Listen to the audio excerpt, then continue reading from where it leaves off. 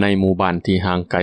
ยังมีชายหนุ่ม2 คนที่เป็นเสี่ยวหักกันมาตั้งแต่น้อยและก็ได้ศึกษาเรียนวิชานำกันมา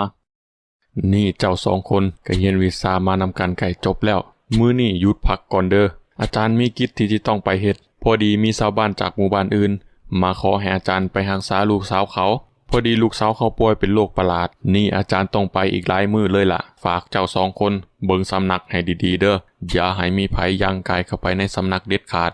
ได้ครับอาจารย์ว่าแล้วอาจารย์เขาก็ได้เดินทางออกไปตั้งแต่เช้าทิ่มให้ทั้ง2 สหายนั่นอยู่เฝ้าสำนักแต่โดยที่กำปั้นนั่นเป็นคนที่บ่ค่อยฟังความอาจารย์เท่าใดหลังจากที่อาจารย์ออกไปเขาก็ได้ย่องเข้าไปสำนักเพื่อหาตำราเด็ดๆมาศึกษาเรียนด้วยตัวเองกูว่ามึงอย่าเฮ็ดแนวอาจารย์หามนะเกิดอาจารย์หูขึ้นมานี่มีหลังลายได้มึงคันมึงบ่เว้ากูบ่เว้าแล้วอาจารย์สิหูได้แนวใดนั่นล่ะครับกำปั้นนั่นบ่ฟังเสียงเตือนของหมู่เขาได้ฝึกเรียนวิชากายล่างจนจบแต่ก็ยังบ่ทันได้เรียนวิชาคืนล่างเขานั่นฮ้อนวิชาจึงคิดอยากสิลองวิชาขึ้นมาทันทีเฮ้ยจองกูได้ไปเรียนวิชาแปลงร่างมาวะแปลงร่างยังคงมึงอีกกูเรียนวิชาแปลงร่างเป็นพญาสารวัตรหรือว่าพันสันว่าแขภาษาไทยเอิ้นว่าจระเข้อีสานเอิ้นว่าจระเข้แม่นยังคงมึงแต่กูยังบ่ได้เรียนวิชาคืนล่างเดิมวะแต่มันก็มีวิธีแก้อยู่เดี๋ยวกูสิเฮ็ดน้ำมนต์ไว้ให้มึงแล้วกูสิแปลงร่างเป็นแข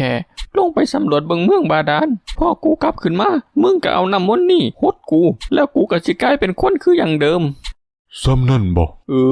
ซ้ำนั่นล่ะง่ายๆนึงมึงเฮ็ดได้อยู่บ่ล่ะโอ้ยเรื่องซ้ำนี่ง่ายๆสบายๆเดี๋ยวกูจัดให้หลังจากนั้นกำปั้นก็ได้ตั้งจิตลายมนต์คาถาแปลงกายเป็นสัตว์ประหลาดในทันทีแต่เมื่อจองได้เห็นแขที่โตใหญ่จองก็ได้เกิดความยันกลัวและได้แล่นหนีเพื่อเอาชีวิตรอดฝ่ายกำปั้นที่อยู่ในร่างแขนั่นก็คิดว่าจองเฝ้าแลนเมื่อเฝ้าสำนักเขาเลยบ่ได้ใส่ใจเขาก็เลยลงไปสำรวจที่วังบาดาลตามที่ได้บอกจองไว้ก่อนหน้านี้